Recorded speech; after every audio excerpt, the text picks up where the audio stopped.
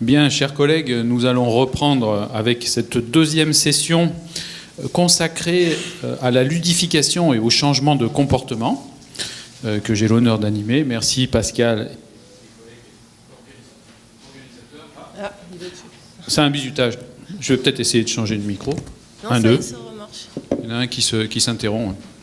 Bon, peu importe. Donc, 3 intervenants vont se succéder, Myriam El Mansouri, Alain Percival et Anna Sorte. Nous commençons en accueillant Myriam El Mansouri de l'UCA de Nice, qui est doctorante en sciences de l'éducation sur la conception des serious games. Donc ça tombe bien, puisque c'est quand même une problématique qui nous concerne ici. Et elle va nous présenter un jeu qui s'appelle À table, un serious game innovant sur l'alimentation et la conception et l'ingénierie didactique de ce jeu. Voilà, je vous cède la parole, Myriam. Alors oui, je suis donc bien doctorante et mon thème donc, est bien la conception de serious game. Comme cela a été déjà dit depuis le début de ce colloque, la transformation du rapport au savoir dans l'ère numérique implique des évolutions importantes, aussi bien sur la façon d'enseigner que d'apprendre. Donc nos sociétés évoluent rapidement et nous demandent de développer des capacités d'adaptation. Le rapport du CRIS, le Centre de recherche interdisciplinaire de mars 2017, parle de sociétés apprenantes et affirme que les apports du numérique ouvrent la voie vers des pédagogies actives et collaboratives et qui modifient aussi le rôle de l'enseignant. C'est-à-dire qu'il n'est plus le professeur ex cathedra qui diffuse le savoir, mais il est plus dans une position d'accompagnateur, de régulateur de l'apprenant face aux multitudes de sources de savoir.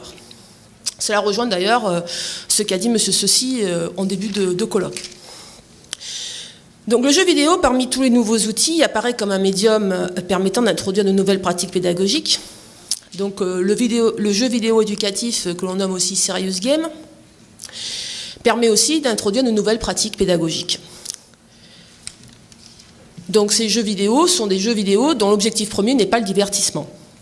On peut avoir des domaines différents d'application. Donc en ce qui me concerne, c'est l'éducation, mais aussi l'éducation aux patients dans le médical. Dans mon travail, je m'intéresse surtout aux jeux qui sont à destination des enfants. Et je suis venue présenter l'année dernière une présentation à propos d'un bilan qualitatif de l'offre du Serious Game dans le médical, sur le thème surtout de l'alimentation et l'adoption de comportements sains. Donc sport, équilibrage des alimentations, etc. Les résultats de notre recherche avaient mis en lumière deux difficultés principales pour les concepteurs. La première était plutôt les phénomènes de ludification.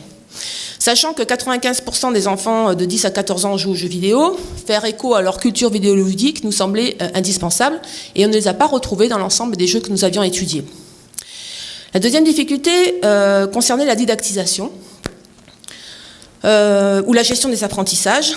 On avait l'impression que le projet n'était pas fondé sur un projet didactique et il nous semble que le projet didactique doit être premier avant le projet ludique, même s'il doit se développer en même temps et sur la même timeline. Donc pour nous, un jeu vidéo, nous le considérons comme un jeu vidéo éducatif identique à un jeu vidéo classique, c'est-à-dire qu'il comporte un gameplay, un style graphique et un monde fictionnel. Et l'expérience proposée par le jeu est l'outil de conception et l'outil de connexion entre l'apprenant et le savoir. Alors, cette connexion dépend de facteurs que nous tentons dans notre travail de déterminer et d'optimiser. Alors, ma méthodologie, dans un premier temps, ça a été l'étude de jeux vidéo ludiques, mais aussi l'étude de jeux vidéo sérieux. Ensuite, la création d'un modèle théorique basé sur des concepts aussi bien venant de la didactique que des game studies. Et ensuite, l'application d'outils que nous avons créés pour créer un prototype, donc ce fameux jeu à table que je vais vous présenter à la fin de la présentation, avec une petite vidéo. C'est le plus représentatif. Alors, sur le plan théorique, je vais aller rapidement. Sur le plan théorique au niveau didactique. Donc, j'inscris mon modèle dans la TACD, c'est la théorie de l'action conjointe en didactique, qui modélise les interactions d'enseignement apprentissage en classe entre les élèves et l'enseignant comme un jeu didactique.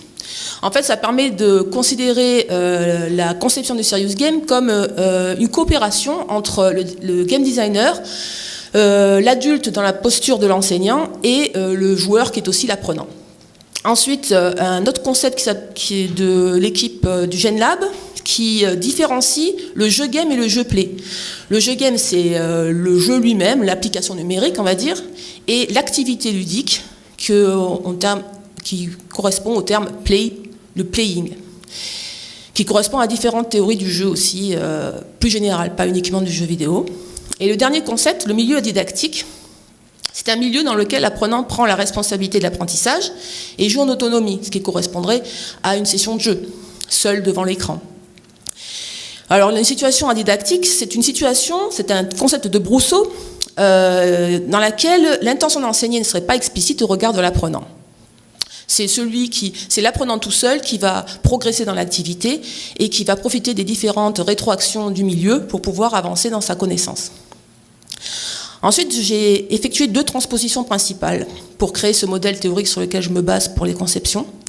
La première transposition, c'est que j'associe le jeu vidéo éducatif en tant qu'application numérique à l'artefact jeu game et à un milieu adidactique de Brousseau. La deuxième transposition, je pars d'un modèle théorique sémiotique du chercheur Genveau des Game Studies et je l'applique dans un cadre didactique. Donc je vais parler essentiellement du modèle sémiotique du game design parce que c'est le cœur du jeu. Ce sont les différents processus qui sont dans le jeu lui-même. Alors, Genveau a lui-même transposé un modèle narratif pour construire son propre modèle sémiotique du gameplay. Et dans ce modèle, j'ai identifié donc 4 correspondances avec la didactique. Pour les pouvoir-faire, j'y ai associé les prérequis. Pour le devoir-faire, les objectifs pédagogiques ou didactiques. Pour le vouloir-faire, ça correspondrait donc à la motivation, à l'appropriation, au moment où on donne du sens à l'activité. Et le savoir-faire, ce sont les compétences mises en jeu et les stratégies qu'on va devoir développer pour résoudre les problèmes qui vont nous être proposés par le jeu. Alors, ce modèle, il a besoin d'être opérationnalisé. Donc, il y a 2 concepts qui me semblent importants pour réguler en fait, cette boucle de gameplay. D'abord, le premier, c'est le flow, qui est à l'origine un concept qui vient d'un psychologue, Mihai Csikszentmihalyi, qui parle d'une zone dans laquelle on est extrêmement concentré et en harmonie avec l'activité et on ne voit pas le temps qui passe. Ce concept a été transposé par un chercheur des Game Studies, Genova Chen, qui lui l'a transposé dans le jeu vidéo. Il parle de zone de flow dans le jeu vidéo, donc il transpose ça aux joueurs de jeux vidéo qui enchaînent les parties et qui oublient le temps qui passe. Alors moi, du coup, j'ai fait une 3e transposition en fait. Je parle de la situation didactique, comme je vous l'ai dit précédemment, où le joueur apprenant prend la responsabilité de la tâche, relève les défis, et quand il est en situation de découverte et de créativité, il atteint une immersion mentale que j'appellerais le flow didactique. Donc ce serait essentiellement l'objet théorique vers lequel on voudrait aller lorsque l'on crée un jeu. Alors, pour atteindre ce flow, il y a des moyens de régulation et il y a aussi 2 phases. Une première, c'est la phase d'appropriation, celle où on donne du sens pour rentrer dans l'activité. Alors, elle se retrouve aussi bien dans les Game Studies que dans la didactique, c'est-à-dire que le milieu, le jeu doit être facile à appréhender, il doit être agréable, on doit avoir envie d'y jouer directement, sans trop de difficultés pour rentrer dans la première phase de jeu. Et le milieu adidactique, au milieu didactique, doit être adapté à l'âge, doit être adapté aux compétences, et doit aussi faciliter cette activité. Et ensuite, une deuxième phase, qui serait la phase de progression, qui, elle, doit être régulée par la conception elle-même du milieu. Donc, Chen, dans les Game Studies, parle de Dynamic Difficulty Adjustment, et Brousseau parle de gestion des équilibres didactiques fondamentaux. Donc, ça se rapproche, et elles se rejoignent sur 3 points essentiels. Donc la gestion du rythme, la gestion de la difficulté qui doit être adaptée aux joueurs ou à la différente gamme de joueurs qui est censée jouer au jeu, et à une alternance entre frustration et plaisir pour garder une dynamique et un rythme, ce rythme-là, pour progresser dans l'activité, qui serait représenté par une série de résolutions de problèmes, en fait, le long d'une timeline. Alors ça, c'était l'aspect théorique. Sur le plan empirique, donc dans la pratique, il y a 3 éléments principaux sur lesquels je me suis penchée. Donc le projet didactique, le projet ludique et la gestion de projet. Alors j'ai découpé ces 3 éléments en 4 phases correspondantes. Ce sont des phases que j'ai utilisées pour fabriquer mon propre prototype.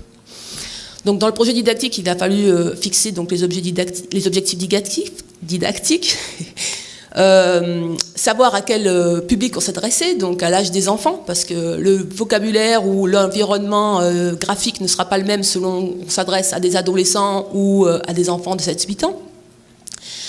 Mais aussi penser aux prérequis didactiques. Quelles sont les notions que les joueurs doivent savoir avant de se lancer dans le jeu, et est-ce qu'il y avait moyen de leur faire vérifier ou revoir ces notions avant de rentrer dans l'activité même. D'ailleurs, dans les jeux vidéo, il y a quelquefois des modes training, et ça sert un peu à ça, au final. Et aussi de penser au mode d'emploi. Parce que, ce que nous avions dit l'année dernière dans ces gamèdes, c'est qu'il nous semblait indispensable de prévoir une façon d'utiliser le jeu, ou des liens avec des notions vérifiées ou gouvernementales ou officielles, pour pouvoir compléter les informations, les savoirs qui sont préconisés dans le jeu.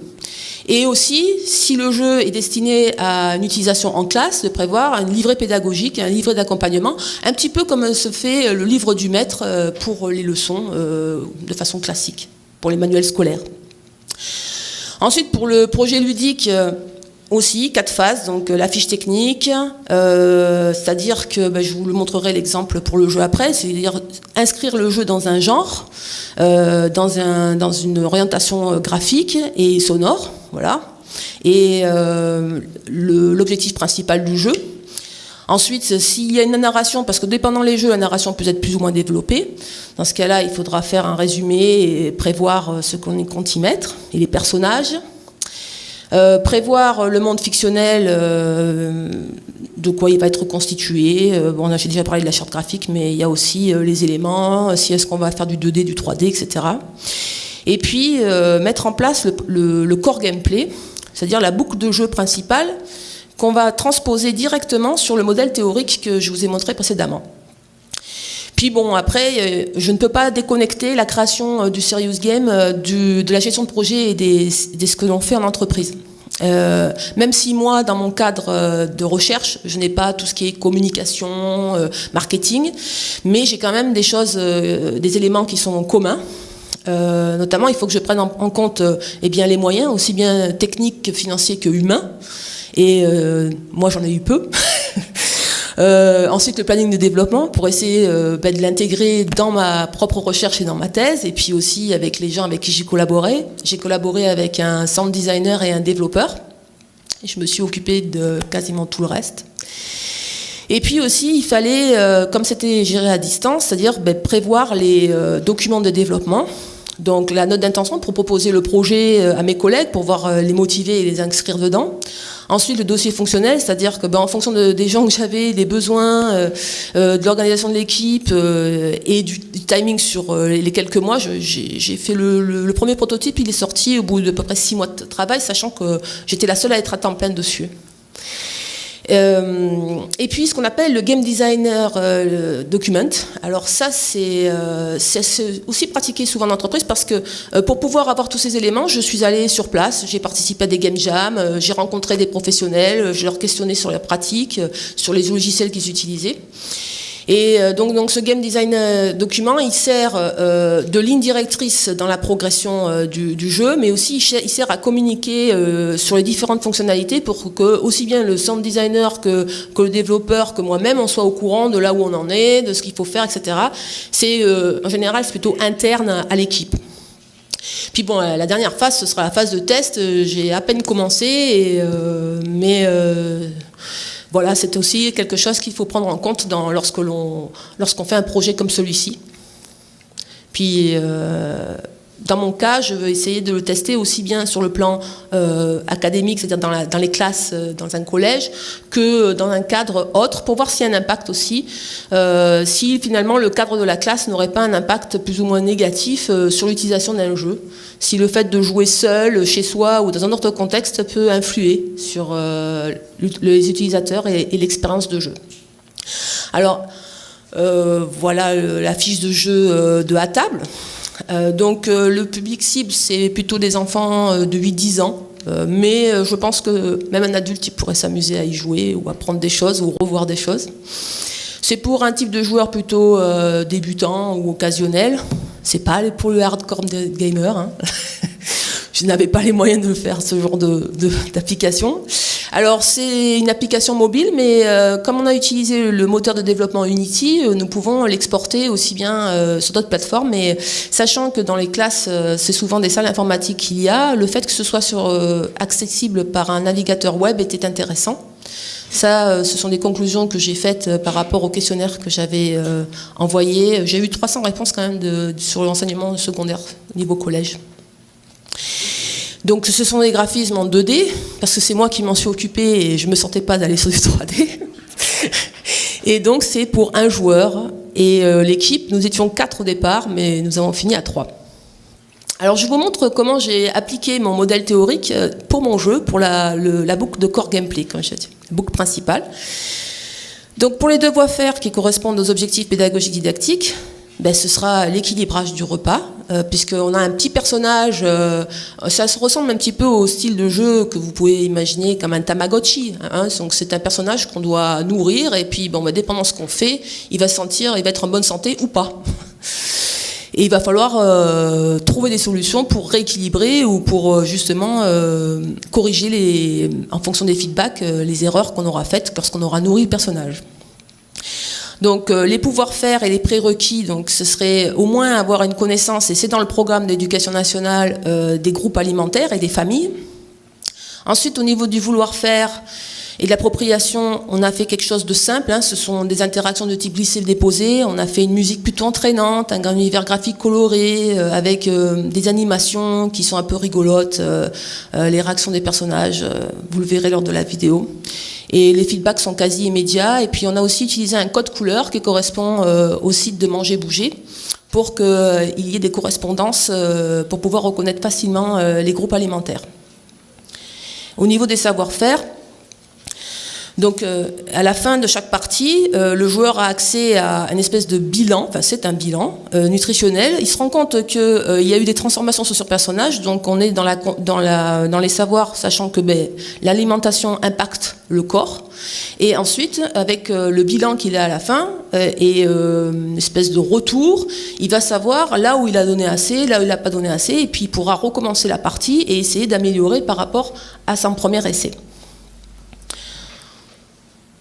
Donc dans l'optique de suivre des stratégies de résolution de problèmes. Alors je ne sais pas si je fais la conclusion avant la vidéo, je ne sais pas si je suis en avance ou en retard. Est-ce que... Il reste 3 minutes ? Bon, alors dans ce cas-là, je vais vite dire les difficultés, puis je vous mets la vidéo, parce que quand même avec la vidéo, vous pouvez mieux vous rendre compte de ce que c'est le jeu. Alors, les difficultés, il y en a eu 3 principalement. Hein. Sachant que c'était un travail sur le niveau du bénévolat, c'était difficile de maintenir la motivation de l'équipe, sachant qu'eux-mêmes avaient un travail à plein temps à côté. Mais bon, on a quand même tenu bon. Il est quand même arrivé à faire ce prototype. Ensuite, la deuxième difficulté, c'est que au départ nous étions 4, donc j'avais un graphiste et il s'est désisté en cours de route, donc il a fallu que, heureusement, j'avais moi-même une formation dedans, donc j'ai pu la compléter grâce à des MOOC et parvenir à compenser les problèmes, même au niveau du son. Le game designer, au bout d'un moment, n'était plus présent, donc il faut, en tant que chef de projet et en tant que game designer, finalement, avoir un peu des compétences dans tous les domaines, y compris en programmation, parce que j'ai soutenu aussi certaines choses qui étaient à ma portée par rapport aux développeurs.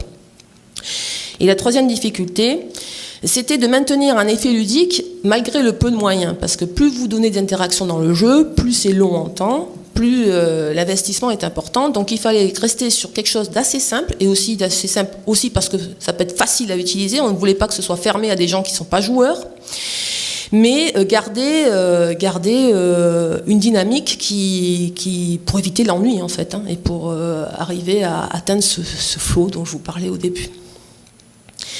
Alors l'objectif final de ce projet serait de développer une version, parce qu'on a fait 2 versions, une version pour la classe qui est quasiment finalisée et une autre que je voulais faire pour l'utilisation à la maison, qui n'est pas encore finie, où il y a des petits mini-jeux à l'intérieur qui permettent de renforcer certaines connaissances au cas où la personne serait trop en difficulté, parce qu'il a l'air simple le jeu dans un premier temps, mais on l'a déjà fait tester auprès d'enfants et il n'est pas si simple que ça pour obtenir le maximum de points.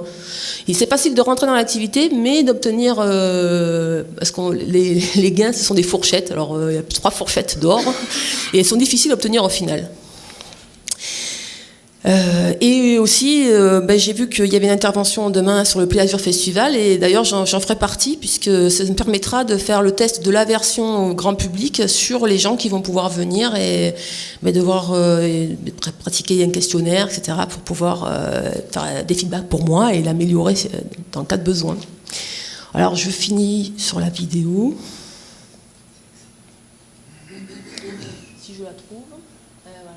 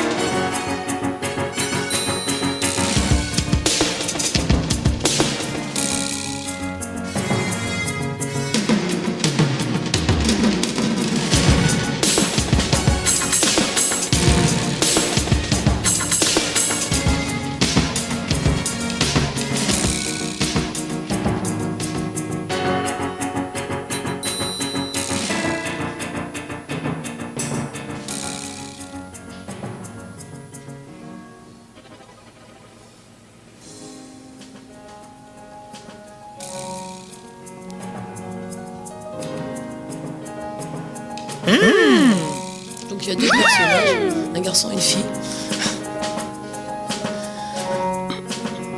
Ça c'est les 3 fourchettes dont je vous parlais tout à l'heure.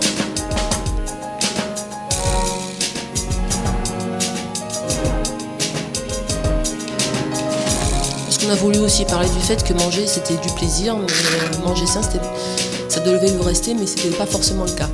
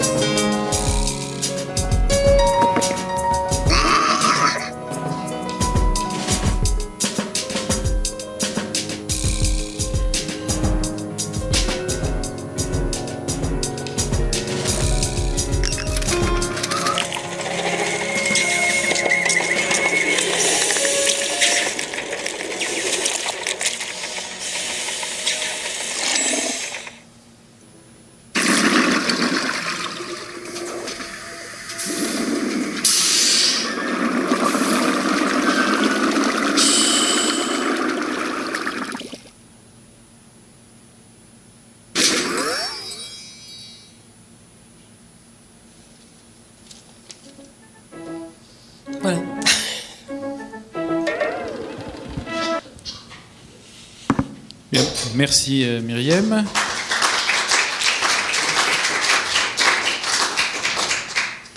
Nous allons pouvoir passer aux questions.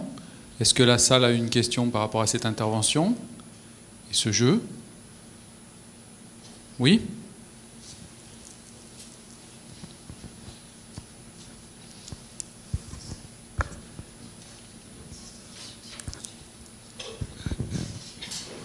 Bonjour, merci. Moi j'avais une question, savoir, en fait j'en ai deux. La première c'est savoir si du coup ce qu'on a vu à l'écran c'est vraiment ce qu'il y a sur l'application et du coup est-ce qu'il n'y a pas plus de texte pour l'enfant, notamment sur le débrief à la fin, et si c'est fait exprès, pourquoi? Et la deuxième question c'est le déploiement du jeu, ce que vous souhaitez ensuite en faire. Peut-être que j'ai pas entendu à ce moment-là quand vous en avez parlé. Comment vous allez le diffuser, dans quel cadre, etc. Alors oui, ça correspond exactement au prototype qu'on a mis en place. Celle-ci, c'est la version que nous avons dédiée à la classe. Alors effectivement, il n'y a pas beaucoup de débriefing, etc., qu'il y en aura plus dans la version en autonomie, parce que ce rôle-là, nous l'avons laissé à l'enseignant. Puisque je développe un livret pédagogique qui irait avec le jeu. Et pour cette version-là, je souhaiterais qu'elle soit inscrite dans les banques de ressources des enseignants avec leur accompagnement pour qu'ils puissent être utilisés. Et il sera de toute façon délivré gratuitement, puisque ce n'est pas une vocation commerciale pour ce projet. Voilà, j'espère que j'ai répondu. Et donc du coup forcément diffusé dans le cadre de la classe en fait. Non, il va être sur la banque, mais je pense le mettre sur toutes les plateformes de téléchargement légal, pas pour la musique, mais Google Play Store, etc. Puisque nous pouvons l'exporter dans le format que nous souhaitons grâce à Unity, donc ce sera possible de le délivrer sur la plateforme Android aussi bien qu'Apple. Et ce sera fait. Normalement, c'est prévu. Et donc dans la version grand public, j'allais dire, il y aura plus de texte, je t'imagine. Il y aura plus de texte, il y aura des liens avec le site Manger Bouger pour compléter. Et voilà. Oui, et il y a aussi une intégration de mini-jeux qui permettent de revoir certaines choses pour au cas où le joueur sera trop en difficulté, n'aura pas l'aide d'un adulte ou d'un enseignant pour pouvoir ou d'un expert pour pouvoir l'aider à compenser si le jeu ne suffit pas, parce que pour l'instant on n'est pas certain que ce soit suffisant pour pouvoir vraiment bien comprendre et bien apprendre les notions que nous voulons viser. Oui, après c'est vrai que c'est toujours ce qu'on retrouve chaque fois, même qu'on a déjà évoqué ce matin, l'équilibre entre l'outil pédagogique, le facilitateur et l'expert, qui permettent de se compléter l'un l'autre, et c'est assez rare, je pense, des jeux complètement autoportés qui permettent d'avoir toute la partie théorique complètement acquise rien qu'à l'usage du jeu. Enfin, après, mes collègues pourront compléter sur ce sujet-là, mais voilà. Mais en tout cas, merci, c'est très intéressant. Oui, merci pour votre présentation. Je peux que vous encourager à regarder ce que font les marketeurs sur le flow. À travers, parce qu'en fait derrière, dans ce que vous présentez, en fait, ce qui est important, c'est le processus d'appropriation. Et donc ça, les marketeurs, ils ont travaillé ça, ce processus d'appropriation pour les sites internet, pour du business, d'accord, mais c'est aussi pour tout ce qui se fait en magasin. Et aussi, surtout, tout ce qui se fait au niveau culturel, c'est-à-dire derrière, quand je m'approprie le théâtre, je m'approprie un certain nombre d'expériences de danse, etc., ou d'opéra. Et donc, moi, je peux que vous encourager à regarder ça. Donc ça, c'était la première remarque, pour compléter ce que vous avez fait, parce que ce qui est intéressant, c'est que l'apport que vous avez, c'est effectivement ce flot didactique. C'est-à-dire que derrière, vous êtes en train d'ouvrir sûrement un certain nombre de pistes, là, sur la pédagogie, mais qui pourraient avoir leur importance sur un certain nombre d'autres activités. Je pense aux activités culturelles en particulier. Ça, c'était un premier point. Donc ça, c'était juste dire pour l'ouverture. La question que j'avais, en fait, vous avez parlé de tests. Vos tests ont porté sur quoi? En fait, vous n'avez pas du tout parlé. Donc vous avez essayé de mesurer ce flot-là. Alors, j'en ai pas parlé parce que c'est pas encore terminé. Je suis encore en train de réfléchir exactement à quel protocole. Déjà, je voudrais me rapprocher des tests de l'industrie vidéoludique, déjà. Savoir, parce que je pense que c'est important. C'est pour ça que je posais la question s'il y avait des industriels, des représentants des jeux vidéoludiques qui s'intéressaient. Je trouve que dans leur façon de faire, dans leur façon de tester le jeu, ça peut être aussi intéressant pour l'aspect ludique. Après, je ne sais pas encore quelle forme je vais donner à ce questionnaire.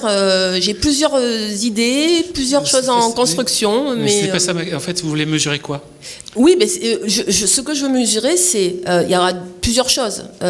Alors, pour l'atteinte du flow, bien sûr, ça en fait partie, mais aussi, est-ce qu'on a appris quelque chose après avoir joué, parce que ça reste quand même le but essentiel.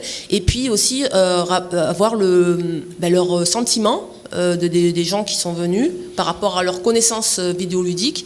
Est-ce que c'est vraiment un jeu pour eux ou pas? Parce qu'en fait, on a eu beaucoup ce problème-là, c'est que les jeux dits sérieux ne sont pas souvent perçus comme des jeux. Okay. D'accord. Donc je vous encourage doublement donc, à revoir ce que font les marketeurs en la matière de la mesure, d'accord, notamment sur toutes les expériences online. Ça devrait vous donner des idées, en tous les cas des grilles. Pour, mais je le fais. Voilà. Merci. Bien, avant de conclure sur cette intervention, je vais appeler Alain Percival pour qu'il s'installe sur scène. Merci Myriam, je pense qu'on peut encore l'applaudir.